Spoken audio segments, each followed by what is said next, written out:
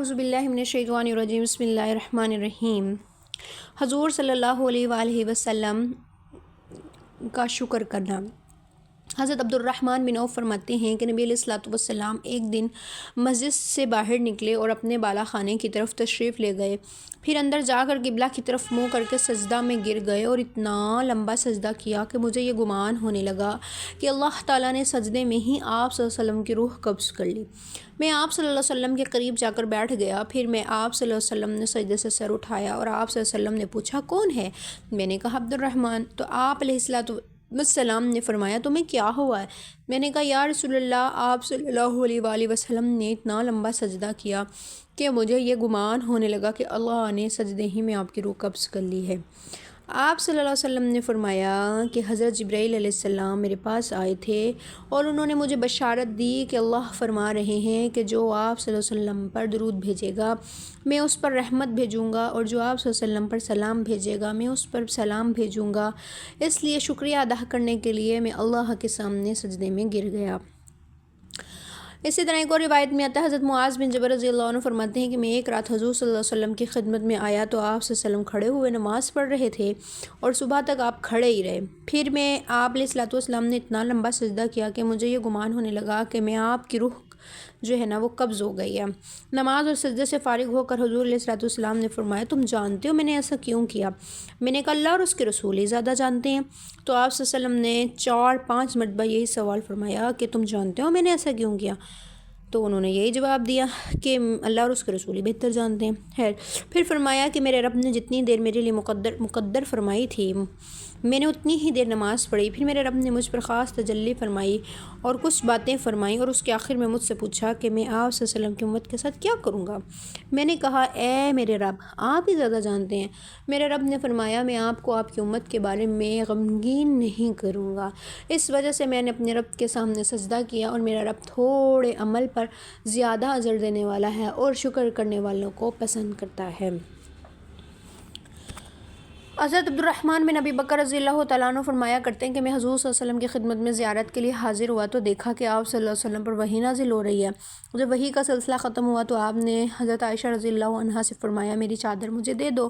آپ صلی اللہ علیہ وسلم باہر تشریف لے گئے۔ جب مسجد کے اندر پہنچے تو وہاں کچھ لوگ بیٹھے ہوئے تھے، ان کے علاوہ مسجد میں اور کوئی نہیں تھا۔ تو آپ صلی اللہ علیہ وسلم نے ان لوگوں کے پاس ایک طرف بیٹھ گئے۔ جب بیان کرنے والے کا بیان ختم ہوا تو آپ صلی اللہ علیہ وسلم نے سورہ الف لام میم تنزیل سجدہ پڑھی۔ پھر آپ نے اتنا لمبا سجدہ کیا کہ لوگوں نے آپ صلی اللہ علیہ وسلم کے سجدے کی خبر سن کر مسجد میں آنا شروع کر دیا، یہاں تک کہ 2 میل دور سے بھی لوگ پہنچ گئے۔ اتنے لوگ آئے کہ مسجد کم پڑ گئی، اور حضرت عائشہ رضی اللہ عنہا نے اپنے گھر والوں کو پیغام بھیجا کہ حضور صلی اللہ علیہ وسلم کی خدمت میں پہنچ جاؤ، کیونکہ میں نے آج حضور علیہ الصلوۃ والسلام کو ایسا کام کرتے ہوئے دیکھا، اس سے پہلے کبھی نہیں دیکھا۔ پھر آپ صلی اللہ علیہ وسلم نے اپنا سر اٹھایا تو حضرت ابوبکر نے عرض کیا یا رسول اللہ، آپ نے بڑا لمبا سجدہ فرمایا۔